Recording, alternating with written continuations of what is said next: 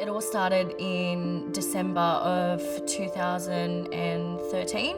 At Christmas time, my mum had noticed that when Emma's hair was pulled back, that the freckle that she's had in her hairline for her whole life basically had changed colour and had gone slightly pink and a bit bubbly. We called it a bit of a rice bubble. It was a bit of a joke, but obviously not a joking matter. My mum said to her, I'm going to hassle you every single day until you go and get this looked at. So in January, Emma got jack of hearing mum call her every single day. So she went and got it checked, and basically it escalated from there. That afternoon they said, you need to come back, we need to get it removed straight away. They removed it, sent it off for biopsy, and at that point they confirmed that it was stage 1 and that she had to come back to see a plastic surgeon to look to have more removed because it was much deeper than what they had first thought. When Emma went to marry Mark, they were on their honeymoon and she had a scan before she went away, and they were actually trying to contact her while she was on her honeymoon to say that it had spread to stage 3 and it was now active in her lungs. So she returned back from her honeymoon, then she had to go through more scans to see where things were at. So they then figured out that it was, moving along quite aggressively, as we know melanoma does. So she held on for as long as she could, and when she went for scans, they actually said to her there's no evidence of disease. So at that point, she was actually clear. Basically, we were all feeling really good and really positive, and she was feeling good, and she hadn't felt more positive than what she had, and she was like, I'm going in for a clear scan today. So we're like, awesome. And then when we got in there, they're like, so I need to have a bit of a serious chat. And Emma's like, just don't say brain. And it had spread to her brain. Emma was diagnosed with brain tumours before she had already signed up to embark on the Great Wall of China trek in September of last year. The $76,000 was raised, and she was trekking with the team for the Melanoma Institute of Australia to help raise much needed funds to find a cure for melanoma. We were so incredibly proud of her because what she was facing, the pain that she was in, and she still got those hiking boots and those little poles, and she was so excited, and she just did such an amazing job. She was such an inspiration, and raising $76,000 for the Melanoma Institute, she was so passionate, just very, very passionate about it. And I thought she wasn't going to do the whole walk, but she came back and said she'd done it all, and I was so proud of her.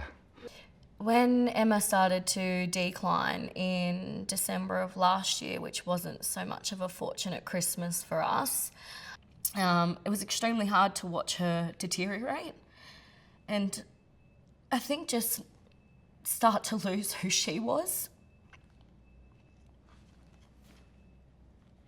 She didn't know who she was. Sorry.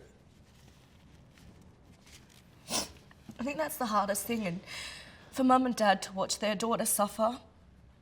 But even still, she was still the favourite on the ward. She would lure all the people in, all the nurses. We had music therapy in there, they did dog therapy. And Emma was just the favourite, and that's what they said. They can't believe that, she knows that she has a death sentence. It was lucky I took that whole month off, because that whole month I took off was when she was in the palliative care. And I spent every day with her. I showered her, did everything for her because she couldn't walk and stuff. So when she went to sleep,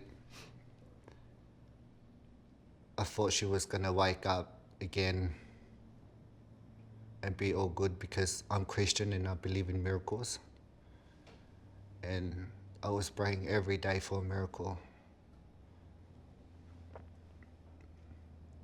And still to the last day, I thought she was just gonna get up,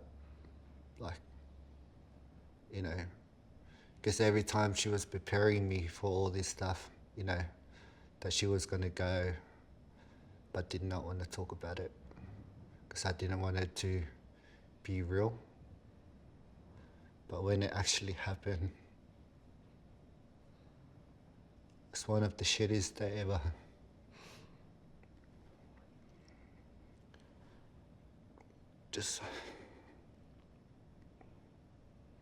just watching her Probably shouldn't touch you. Make it worse. just watch it past.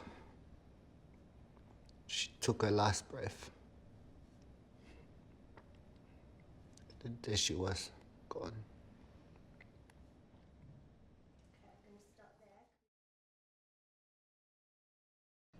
For us, we've been an active part for the Melanoma Institute of Australia in fundraising for the Active Melanoma March, which is the annual movement to raise awareness and obviously vital funds to find a cure for melanoma.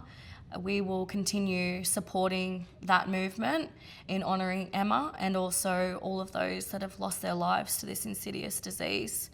For us, time doesn't stand still. Melanoma doesn't discriminate. It's not an old people's disease.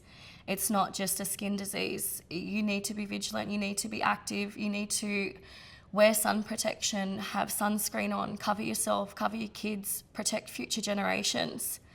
For everyone, if we could all just have a cup of courage as to what she had and we take any of her values in our life each step, each day, then everyone will be a better person. It's so true though. I'm nowhere near as positive as her. She was dying and she was throwing positive out. I'm like, seriously, man, could you get any better? But she's just an incredible person and, you know, the world's a darker place without her.